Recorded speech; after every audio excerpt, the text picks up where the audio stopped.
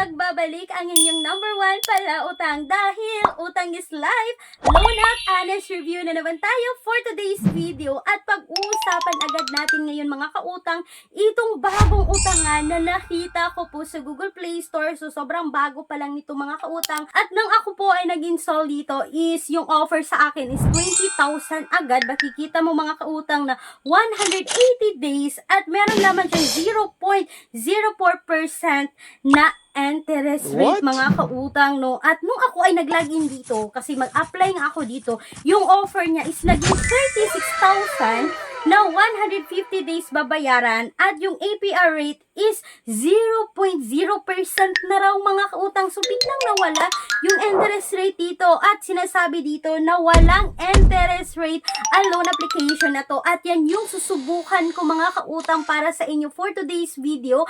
Hayaan nyo muna ako na utangan ito loan application na to kasi nga bago ito, no? Panuorin nyo muna hanggang dulo dahil mga kautang ito loan application na ito is tumatanggap po ng UMID, SSS, driver's license, PRC, TIN, passport, pag-ibig, voters ID, GSIS, and PSN ID. So mga kautang, halos lahat ng ID natin dito sa Pilipinas, no, na tinatanggap po ng utangan na ito, no. So sinubukan ko talagang utangan ito loan application na to mga kautang, kaya i-share ko sa inyo yung buong detalye ng utangan na ito. Hello mga kautang, welcome back dito sa aking channel. This is Clarice, ang inyong number one.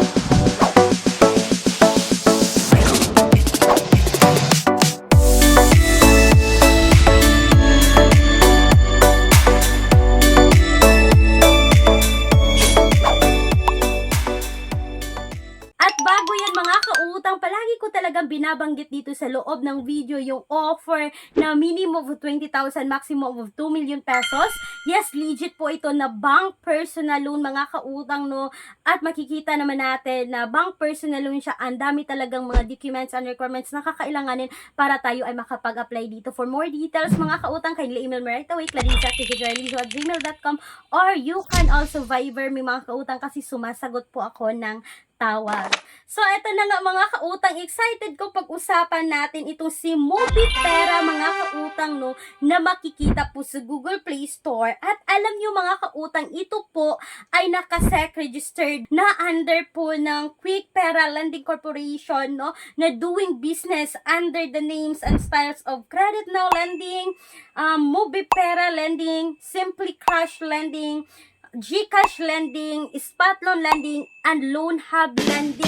So mga kautang, ibig sabihin ang dami pong sisters company nitong si Mobipera mga kautang na under po ng Quick Pera Lending Corporation, no? Kaya sinubukan ko ang utangan na ito mga kautang. Sabi ko nga kanina, no, na 20,000 yung makita mo kapag tapos mo mag-install dito. At nung ako ay nag-login dito mga kautang, naging 36,000 yung offer dito mga kautang.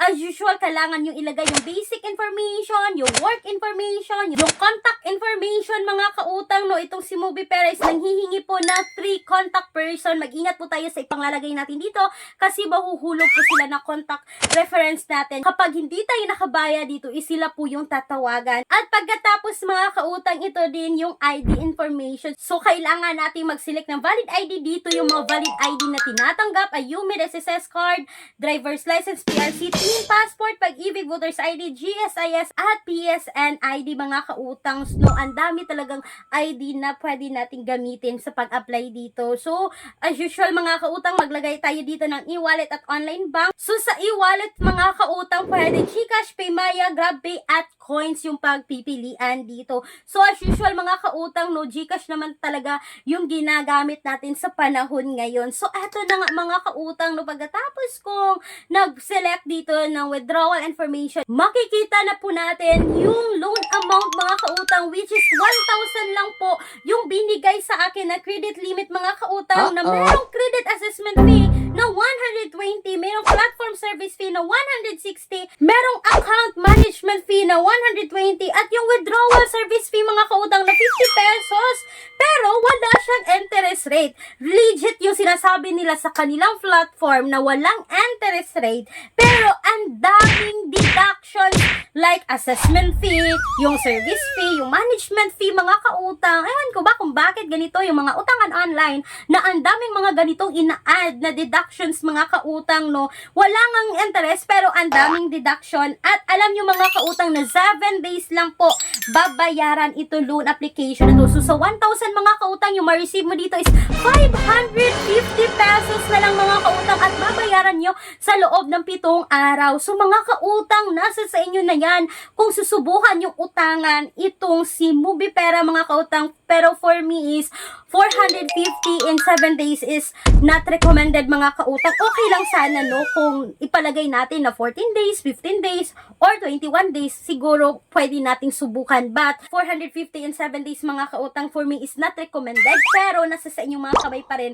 ang desisyon sa pag-utang dito kung utangan nyo ito loan application na to. And by the way mga kautang, bago ko makalimutan, itong si QuickPera Lending mga kautang is hindi submitting entities at hindi po accessing entities sa CIC. So ibig sabihin hindi nila nakikita yung mga credit history natin sa other utangan online. At speaking of other utangan online mga kautang, no, alam ko na hindi naman talaga recommended itong pinag-usapan natin. May mga alternatives naman po tayo na apply direct website, hindi nang a-access ng phones mga kautang, no, kasi apply kayo direct website. Ilalagay ko yung link sa description box or sa comment section na video na to, but hindi ibig sabihin na utangan ninyo.